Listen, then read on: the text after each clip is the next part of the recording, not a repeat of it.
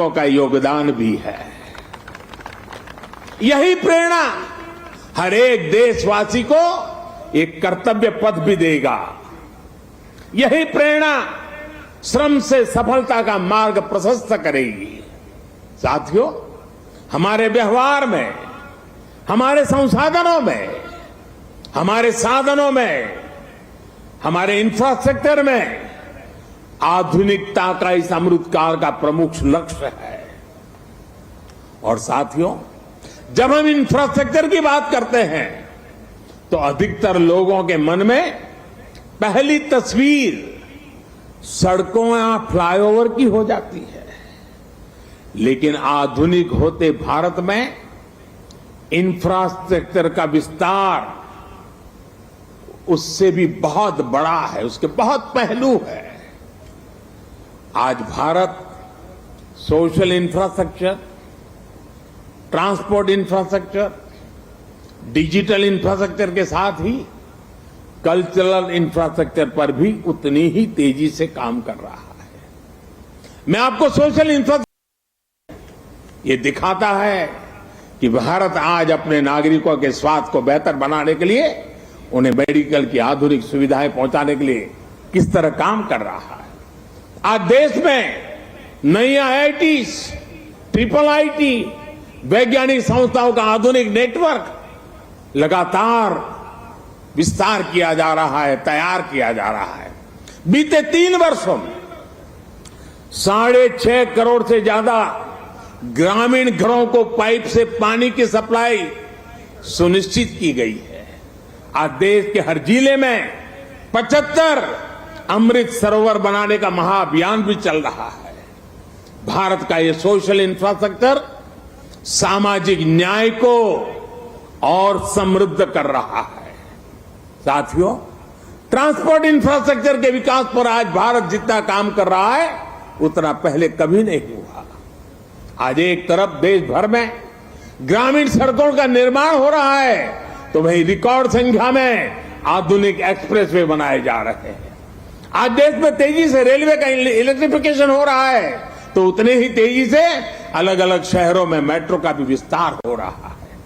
आज देश में अनेकों नए एयरपोर्ट बनाए जा रहे हैं तो वाटरवे की संख्या में भी अभूतपूर्व वृद्धि की जा रही है।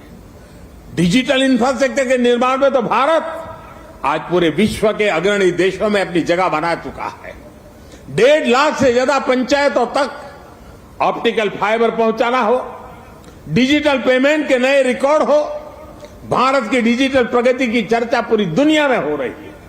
भाइयों और बहनों, इंफ्रास्ट्रक्चर के इन कार्यों के बीच भारत में कल्चरल इंफ्रास्ट्रक्चर पर जो काम किया गया है उसकी उतनी चर्चा नहीं हो पाई है। प्रसाद स्कीम के तहत देश के अनेकों तीर्थ स्थलों का पुनरुद्धार किया जा रहा है। काशी, केदारनाथ, सोमनाथ से लेकर करतारपुर साहिब कॉरिडोर तक के लिए जो कार्य हुआ है वो अभूतपूर्व है। और साथियों, जब हम कल्चरल इंफ्रास्ट्रक्चर की बात करते हैं तो उसका मतलब सिर्फ आस्था की जगहों से जुड़ा इंफ्रास्ट्रक्चर ही नहीं है।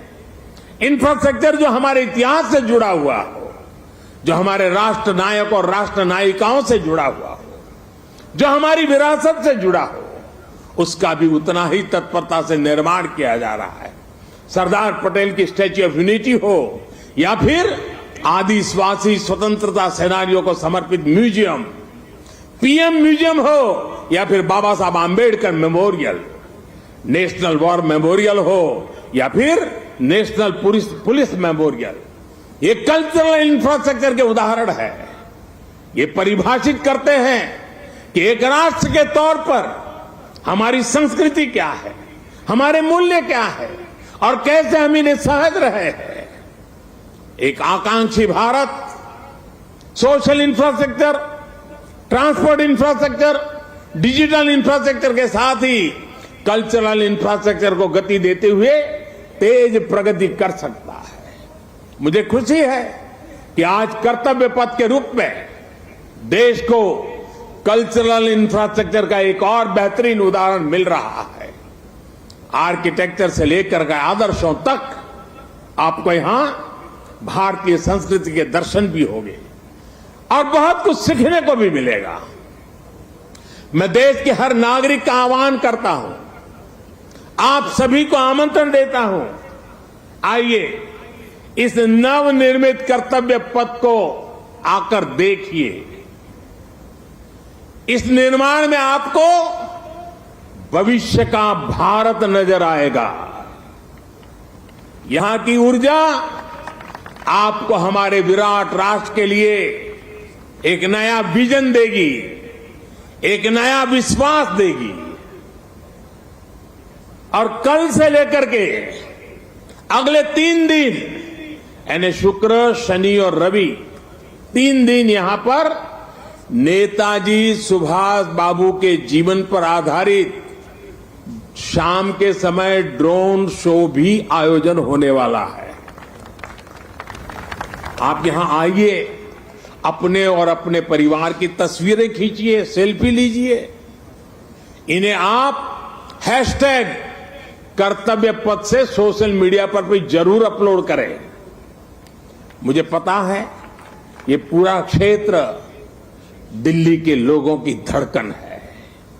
यहां शाम को बड़ी संख्या में लोग अपने परिवार के साथ आते हैं, समय बिताते हैं। कर्तव्य पथ की प्लानिंग, डिजाइनिंग और लाइटिंग इसे ध्यान में रखते हुए भी की गई है।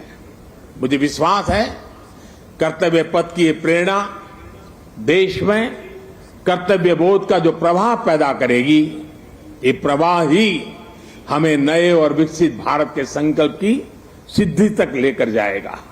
इसी विश्वास के साथ आप सभी का एक बार फिर बहुत बहुत धन्यवाद करता हूं। मेरे साथ बोलेंगे, मैं कहूंगा नेताजी, आप बोलिए अमर रहे, अमर रहे। नेताजी, नेताजी, नेताजी, भारत माता की, भारत माता की, वंदे वंदे वंदे। बहुत बहुत धन्यवाद।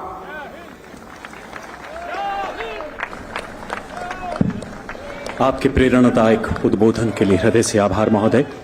समय एवं भौगोलिक सीमाओं की परिधि से परे आपका हर आह्वान एक जन चेतना है, आपका हर वक्तव्य एक पाठशाला है मान्यवर। आप ही के शब्दों में हम निकल पड़े हैं प्रण करके, अपना तन मन अर्पण करके। जिद है एक सूर्य उगाना है, अंबर से ऊंचा जाना है, एक भारत नया बनाना है, एक भारत नया बनाना है। अभिवादन।